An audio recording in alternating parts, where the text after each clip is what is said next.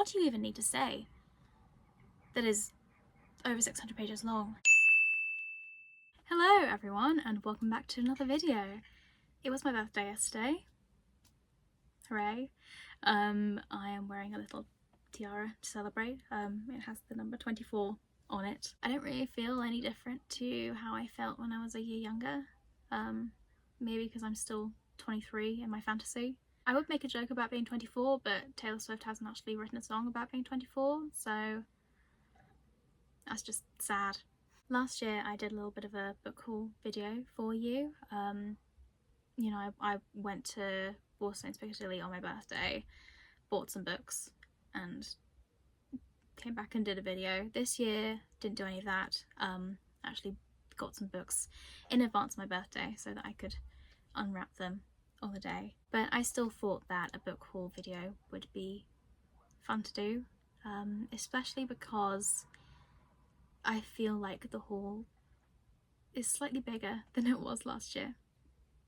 You'll see.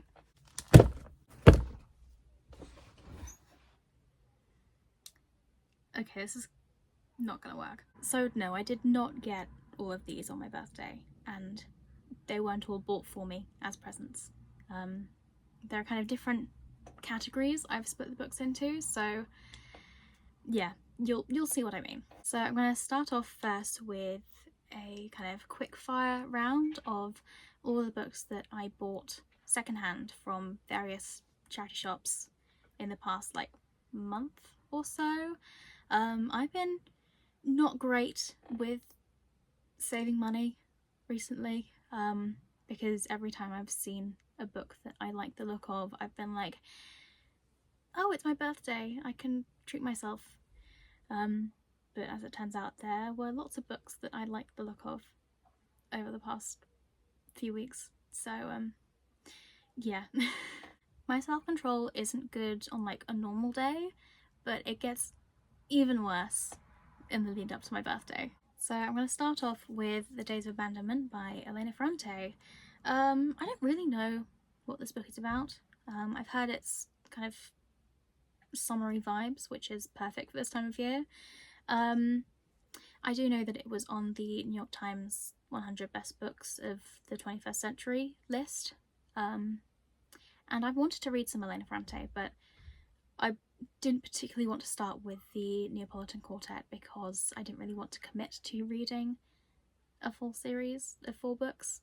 So a short book like this, that I believe is a standalone, but I could be completely wrong, I think is a good place to start. And also I do want to read more translated fiction, which you'll probably see over the course of this video because I did get quite a lot of translated stuff. I haven't really found a translated book that I've absolutely loved yet. You know, I found some that were good, but none that have particularly resonated with me. But you know, I still want to broaden my horizons and diversify my bookshelf. So I do want to keep trying and reading more and more translated fiction until I find, you know, that book or those books, because I'm sure there are many books that I will absolutely love that I just haven't found yet. Until I find those books that do really resonate with me. So yeah, that's kind of one of my long-term goals, is to read more translated fiction. So that is the first book in this haul, The Days of Abandonment. Now moving on to a completely different genre, and this is very exciting because I found a proof copy of Four Eids and a Funeral by Frida Abike-Iyimide and Adiba Jageda. This wasn't given to me by like any publishing companies or anything. I found it in a charity shop. I found it after the publication date, so it is, as far as I'm aware, still legal. And hopefully this will be the first proof of many in the future. Hello, publishing houses, please send me your books, and other people, please subscribe to my channel to help me achieve this dream, please. This is a young adult rom-com that I think is friends to enemies to lovers, set in and around a local Islamic centre. I'm really interested to read this because I have read Frida Abike-Iyimide's other two books that she wrote by herself, Ace of Spades and Where Sleeping Girls Lie. Really enjoyed both of them, but those two are young adult thrillers, and while there is romance in both of them, it's not really kind of the main storyline. So I am really interested to see how she takes on a completely different genre, and hopefully I will enjoy this just as much as the other books. Next up is Open Water by Caleb Azuma Nelson. This is about two black artists in London? Yes, London. I'm a simple girl. If Jack Edwards recommends a book, then it's going on my wish list, and Jack Edwards absolutely raved about this book, so hopefully I will enjoy it just as much as he did. It's quite a short book, contemporary literary fiction, I think, and apparently very well written. Next up is Sorrow and Bliss by Meg Mason. This book, I believe, is about a woman with some unnamed mental illness that is very sad but funny at the same time. I don't know. It's been fairly popular. It's been blurred by people like David Nichols and Jessie Burton and Anne Patchett. So that makes me think it's going to be good. I've heard kind of mixed reviews. Like, some people have absolutely loved it. Some people have said that it's too sad. But I quite like sad books, so hopefully I will enjoy this. This is Persepolis by Marianne Satrapi. This is a memoir in the form of a graphic novel about the author's experiences growing up in Iran. Yes, Iran. This was also on the New York Times list of 100 best books of the 21st century, so again, should be very good. I've heard good things about it. Next up is The Book of Tokyo, a city and short fiction, which is a collection of Japanese short stories set in Tokyo by a whole bunch of Japanese writers. I think you've got Banana Yoshimoto in here, and Mitsuyo Kakuta, and who else? Hiromi Kawakami. This kind of kills two birds with one stone because, again, it's translated fiction and it's also short stories, which I do really like to read. I already have quite a few short story collections on my TBR, but yeah, I think they're really good for like getting over a reading slump because it's just kind of little tastes of stories. You don't really have to commit to reading a full novel. So looking forward to reading this one. Next up is Hotel World by Ali Smith. If you have watched any of my other videos, you'll probably have heard me talking about Ali Smith. I love her writing. She has a very kind of lyrical writing style and she writes great dialogue. This book is about 5 different people who are all connected to this hotel and they've got kind of interwoven storylines. I love books with lots of different interconnected storylines. I think if they are well done, well executed, they can be just so clever. So this is going to be right up my alley, if you pardon the phrase. And then finally, rounding out this lightning round, we've got a double whammy. I managed to find both Exciting Times and A Happy Couple in 2 completely different charity shops on 2 completely different days, just by sheer coincidence. I haven't actually read any Anisha Dolan before. I mean, I think this is her debut, so of course I won't have done. But I have heard her being likened to Sally Rooney, which I think is a great compliment. This book is about a young woman who goes on a gap year to Hong Kong and kind of gets involved in a slightly messy affair, which I feel is very kind of Conversations with Friends vibes. And then this book is about an unhappy couple. Yeah, I think I would say they're pretty unhappy. So again, messy love story. Yeah, I'm going to Ireland at the end of August, so maybe I'll take one of these along with me because I would like to read some Irish fiction while I'm in Ireland. I think that would be very fun to do. So those are all of the secondhand books that I got, and I'm now realising that I have filmed nearly 20 minutes of footage, so that wasn't really particularly a lightning round. Anyway, going to be moving on to a slightly smaller category. There are only 3 books in this category, and these are new books that I bought for myself over the past couple of weeks as kind of birthday presents for myself, which is different to me buying secondhand books for myself, because I do that anyway. It's different. So first up is Monstrilio by Gerardo Samana Cordova.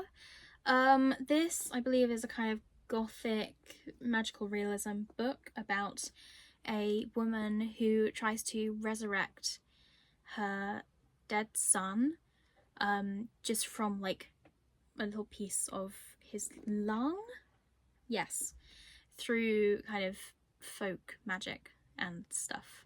So I'm getting horror vibes, I'm getting weird fiction vibes, which is, you know, definitely I'm here for some weird fiction. I have heard such good things about this book, so I cannot wait to read it.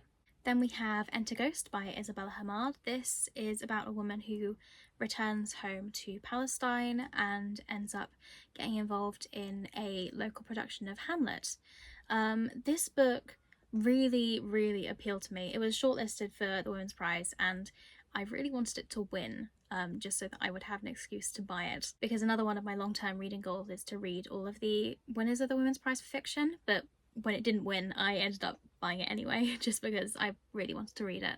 It's really weird. Recently, I've really been drawn to reading books about people putting on plays. Stuff like If We Were Villains by M.L. Rio, All's Well by Mona Awad, Glorious Exploits by Ferdia Lennon, even like The Amber Fury by Natalie Haynes, which is on my priority TBR. I will be reading it very soon, hopefully.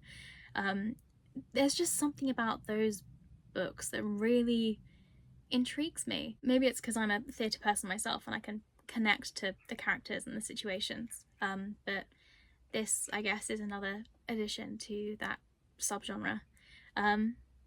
Yeah, I'm so excited to read this. I've heard great things and the concept really interests me, so I'll be reading this very soon, I'm sure. And then we have the only book on this list that I have actually read already. I read it a couple weeks ago and I gave it 5 stars.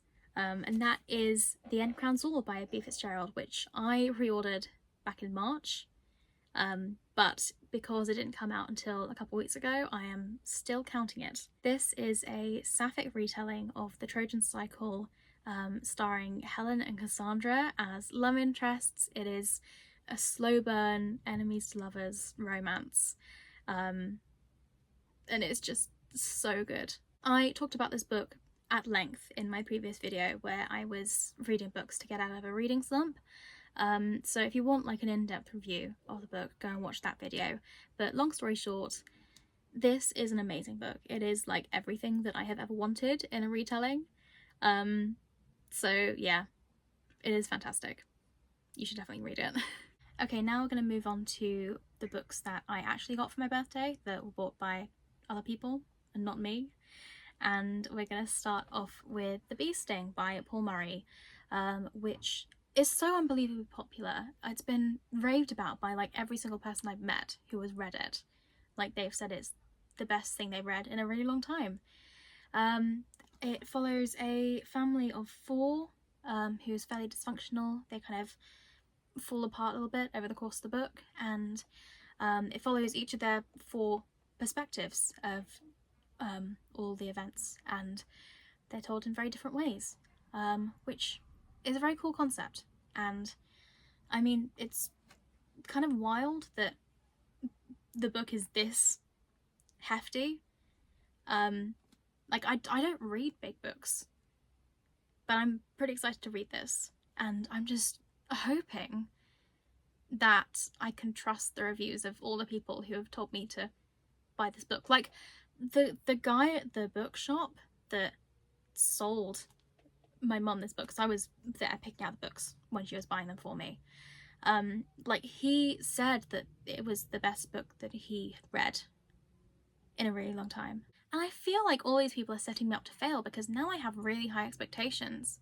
Like, if I don't love this book, then I'm gonna start developing trust issues. I'm telling you, this better be worth the months that I'm gonna spend reading this absolute brick of a book. How many pages even is it? It's like over 600 pages. I don't think I've ever read a book that is over 600 pages long. Over 600 pages, that is a hefty book. What do you even need to say? That is over 600 pages long. Mad. I have like mad respect for anyone who could write that many words. Anyway, moving on, we have The Galaxy and the Ground Within by Becky Chambers, which is the fourth and final book in the Wayfarers series. Kind of coming full circle here because I am pretty sure I got the first book in the Wayfarers series, The Long Way to a Small Angry Planet, for my birthday last year. And this is the last book. And I'm really sad to see this series end because they're just such amazing books. The first two in the series were 5-star reads for me. The third one was 4.75 stars. I have no doubt that this is going to be another highlight of my reading year. And I have a feeling I'm going to put off reading this for a while because I just do not want the series to end. It's just so good. They're like cozy sci-fi space books that are kind of interconnected standalones. Like they don't follow the exact same characters each time, but they're set in the same universe, same world, and the world building, or the universe building, even because it's space, is just so amazing, so well thought out, really clever. Honestly, it's so good, and I don't want it to end. And then we have the only non-fiction book on this list, and that is Doppelganger by Naomi Klein. And this did win the Women's Prize for Non-Fiction. It is currently the only winner of the Women's Prize for Non-Fiction because the prize only started this year. So once I read this, I can actually definitely say that I have read all of the winners, at least until like June next year when the next winner is announced. But yeah, this is, I think, about conspiracy theorists on the internet and like how it can be like a slippery slope into like extremist political views. It sounds really interesting. I don't read a lot of non-fiction. I don't think I've read any non-fiction so far this year, apart from maybe one memoir. So I do want to read more non-fiction because I feel like it's a very kind of thought daughter thing to do, for lack of a better term. And now for something completely different. This is Hard Copy by Finn Veldman. This is yet another translated fiction book about a girl who falls in love with her printer. As soon as I heard the concept of this book, I was like, I gotta have this. I gotta read it. Another kind of weird niche subgenre that I really like is like weird office books. Stuff like Several People Are Typing by Calvin Kasulk, which is like a kind of funny horror book set in an office about a sentient evil Slack AI. And that is such a fun read. I really enjoyed it. So I don't know, I feel like weird office books are a vibe. There's something that really intrigues me about them. Something mundanity of an office setting juxtaposed with the weird situations that can happen in fiction books. Something.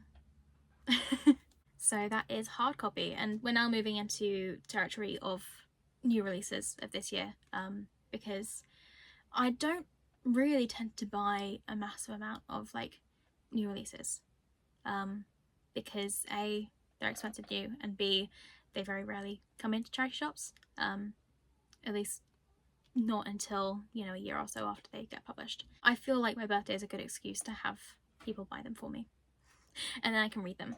Usually I can be fairly patient and wait until the paperback comes out, especially when there are series of books and I own the paperback, so I need to wait until the paperback comes out, so they match my other books. But sometimes I just get impatient and I want to read a book right away. And then we have Midnight Ruin by Katie Robert. This is book 6. 6?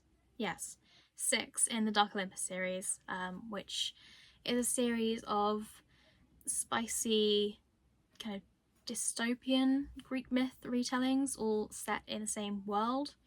I don't really read these for like the spice, because the spice is cringy and not great, but I do read them for like the world building and the plot, because I find the kind of the political intrigue and the way that the society is set out really interesting to read about. This book, I believe, follows Eurydice and Orpheus and Charon, and their whole kind of story.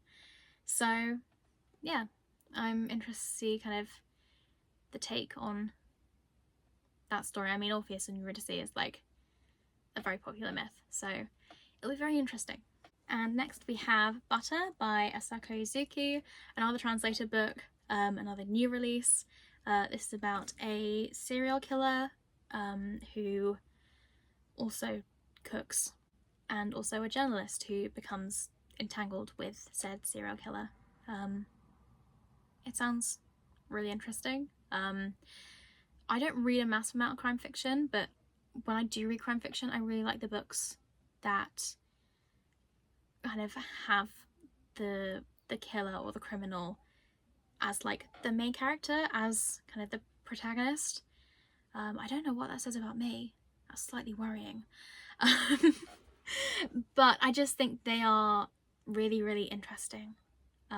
Stuff like A Certain Hunger, which I guess has similar vibes to this, although I don't think this is about cannibalism. And Death of Bookseller, and How to Kill Men and Get Away with It. And on a slightly less murdery note, Portrait of a Thief, which is a brilliant book about a heist.